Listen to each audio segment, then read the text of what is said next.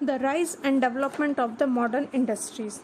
Okay, so the establishment of modern industries started in India at the second half of the 19th century. Okay, so at that time the British ruler wanted to preserve India as a source of the raw material for industries in England or for East India Company. Okay, so for this they forced the introduced railway, post and telegraph, ports, road, banking, etc. Okay, in India. So all these things for the to maintain the administration and secure market for European goods and collection of revenue from interior and forest area. Okay, so further the rise of the Indian capitalist class wise, that means the merchant, trader, bankers, money lenders, they all had accumulated lots of wealth and also given impetus to the rise and development of the modern industries. Okay, that was set up by the British government. Okay, so meet the demand of the cloth manufactured and spice traders of England, the official of the East India Company developed a plantation industries in India. Okay, like indigo, tea, cotton, sugarcane, rubber, jute, these type of large scale production are started in India. Okay, so many cotton and textile mills were also established in second half of the 19th century. So Kawesi Nanabhai lead the foundation of first cotton textile mill in Bombay in 1854. Okay, that was we learned in last topic. Okay, so this was the structure of rise and development of the modern industries at that time. Okay, that means in 19th century. Okay, so the next most important industry that was set up and play a significant role in Indian economy is iron and steel industry. Okay, so before the consequent of the India by the British, so the iron and steel industries was also set up for required the making of swords, armors and other implements of war. No, okay, by the chiefs and Nawab of the rural in India. So an account of the manufacturing of this type of weapons, steel is Mysore has given by Sir Francisco Buchanan at the British. Okay, and they toured Mysore in 1800. So according to him, there was a immural smelting fluence of over Mysore. Okay, means the process by which a metal is obtained from the rock and soil by heating and very high temperature is called smelting.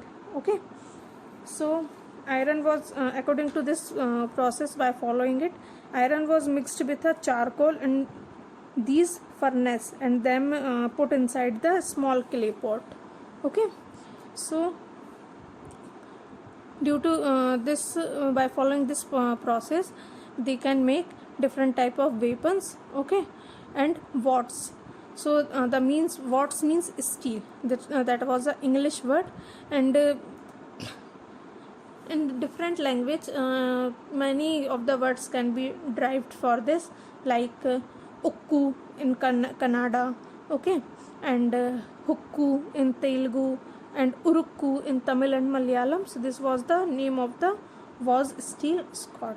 Okay, so the condition of iron and steel industries are also poor or decline at the time of British rule. Okay, under the British rule. So under the British rule, Indian iron and steel in production totally declined by mid 19th century. Okay, because the rural lost their state to British and consequent their demand to straw and armors declined sharply, and they also forced iron smith in India to use them in making utensil and implements, and British prevented the peoples from entering the reserve forest and deprived the smelter for wood, and which was necessary for the production of charcoal. Okay, and some British policies, both the smelters of iron and craftsmen who produce valuable items from iron were forced to abandon their craft and search for some other means of livelihood. Okay, so after all this, the Tata Iron and Steel Company, TISCO, was set up at Jamshedpur in 1907. Okay, that was set up by the Jamshedji Tata. Okay, so later more iron industries and factories were also set up in Bengal and Mysore.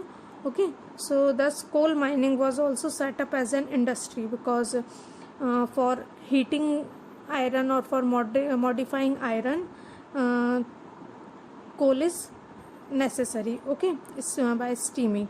So coal mining was also set up as an industry, and the coal mines in Bihar, Bengal and Odisha supply sufficient coal from the railways. Okay, so many more industries developed after it side by side, like industries like sugar industry, cement industry, paper industry, heavy chemical industry, and matchbox industries and silk yarn industries. Okay, so this type of industries are also established. So most of the industries were owned by the British, who utilized the profit of the industry for the benefit of homeland, that is British companies, British countries, or for European countries. Okay, so that's why the development was not uniform for all over the India. Okay, so for this, the outbreak of the First World War in 1914 led to the decline of steel import from Britain, because the steel produced in Britain was fulfill the demand of the war in Europe. Okay, so TISCO, that means Tata Iron and Steel Company, okay, was produced shells and carriage wheels needed for the war. Okay, so about 90% of the steel manufactured in TISCO was now began brought by British officer, and thus TISCO became the biggest steel industry in India under the imperial rules. Okay, so this was the some step or some causes from which the British can decline the Indian craft industries and colonialism. Okay, so I hope you all understand these things. Thank you.